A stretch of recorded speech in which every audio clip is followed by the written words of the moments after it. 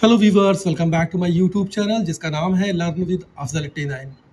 Viewers, आप देख सकते हैं आज जो चैप्टर मैं लेकर आया हूँ आपके लिए उसका नाम है the cap seller and the monkeys. I hope कि आपने स्टोरी बचपन में सुनी होगी। It's a very interesting story. और आइए इसको ट्रांसलेट करते हैं, देखते हैं क्या कुछ लिखा गया है। वंस यानी एक बार, a man was on his way to a town to sell caps. तो जैसा कि मैंने बताया कि ये स्टोरी है कैप सेलर यानी कि कैप बेचने वाले और मंकी के बीच, बंदरों के बीच। तो एक बार, a man was on his way to a town to sell caps, यानी एक आदमी टोपी बेचने के लिए एक कस्बे की तरफ जा रहा था, कस्बे की ओर जा रहा था। ही carried a huge basket filled with many colourful caps. He carry का मतलब होता ले जाना। तो वो उसने कैरी किया था ह्यूज बास्केट, एक बड़ा सा बास्केट उसने कैरी किया था, filled with many colourful caps, यानी कि वो जो बास्केट था वो फिल यानी भरा हुआ था किससे, विद मैनी कलरफुल यानी रंग बिरंगे जो कलरफुल कैप्स थे उससे वो बास्केट पूरा भरा हुआ था। He had to cross a dense forest to reach the town. He had to cross, उसे क्रॉस करना पड़ा। हैड टू का इस्तेमाल होता है उसके लिए, जैसे आपको बोलना है कि पास्ट के लिए कि आई हैड टू गो, मुझे जाना पड़ा या जाना पड़ता था, इस तरह से। तो हैड टू का इस्तेमाल ये है। ही हैड टू, उसे जाना, उसे क्रॉस करना पड़ा। और डेंस फॉरेस्ट यानी एक घना जंगल, एक घना जंगल से क्रॉस करना पड़ा। किस चीज़ के लिए, टू रीच द टाउन, यानी टाउन में पहुंचने के लिए उसे एक घना जंगल क्रॉस करना पड़ा। As he walked through the forest, he felt tired. As he walked through the forest, जैसे ही वो फॉरेस्ट की तरफ बढ़ा या चला, आगे बढ़ा, he felt tired, वो उसे थकान महसूस हुई। So इसलिए he decided to rest for a while. Decide का सेकेंड फॉर्म यूज़ किया गया है, पास्ट इंडेफिनिट। हाँ, पास्ट, जी हाँ, पास्ट इंडेफिनिट। सो ही डिसाइड, इसलिए उसने डिसाइड किया, फैसला किया किस चीज़ के लिए, टू रेस्ट, आराम करने के लिए, फॉर ए वाइल यानी कुछ समय के लिए।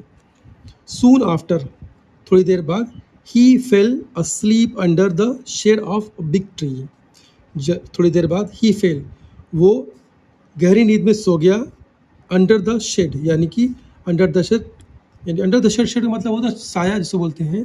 तो अंडर द शेड यानी कि बड़े पेड़ के साय में वो सो गया थोड़ी देर बाद।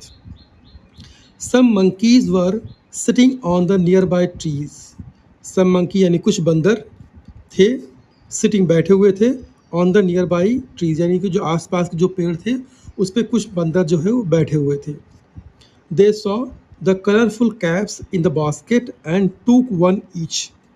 See saw सी सेकेंड फॉर्म, दे सा उन्होंने देखा, द कलरफुल कैप्स यानी रंग बिरंगे कैप को उन्होंने देखा। कहाँ पे था वो, इन द बास्केट यानी वो बास्केट में था कैप्स।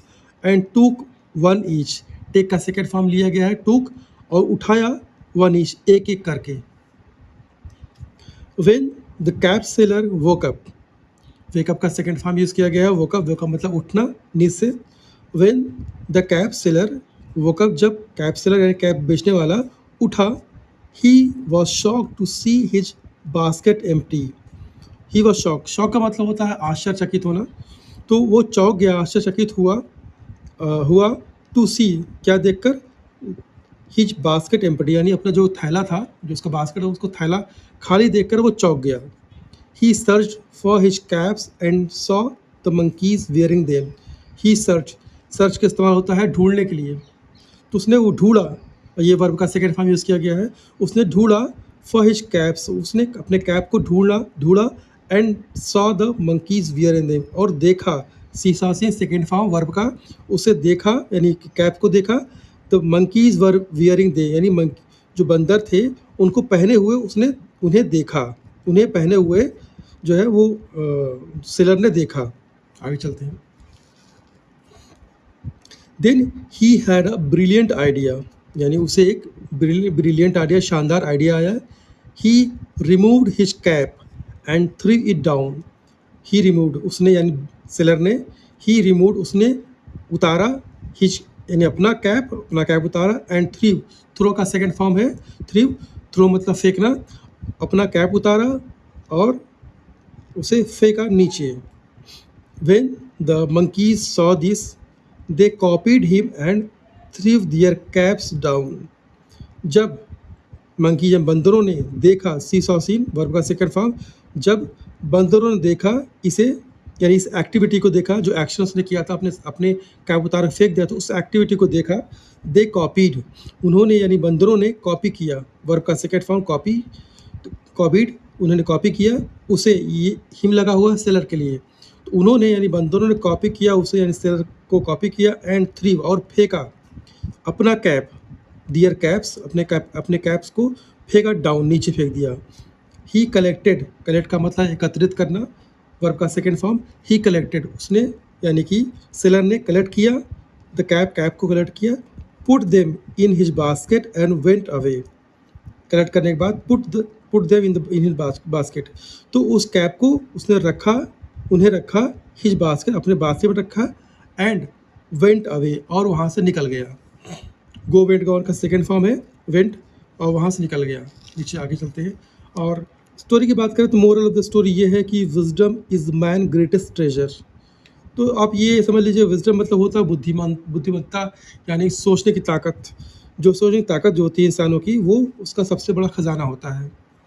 तो ये एक छोटी सी स्टोरी थी। आई होप कि स्टोरी पसंद आई होगा, और मुझे पूरा भरोसा कि आपने बचपन में ज़रूर कहानी सुनी, बहुत ही पॉपुलर कहानी है, और आई होप कि ये कहानी पसंद आई होगी। अगर आपको पसंद आई है ये कहानी तो बिल्कुल आप लाइक करिए, सब्सक्राइब करिए और शेयर करिए, और अगर आप कोई फीडबैक शेयर करना चाहते हैं तो बिल्कुल कमेंट बॉक्स में आप मेंशन कर सकते हैं।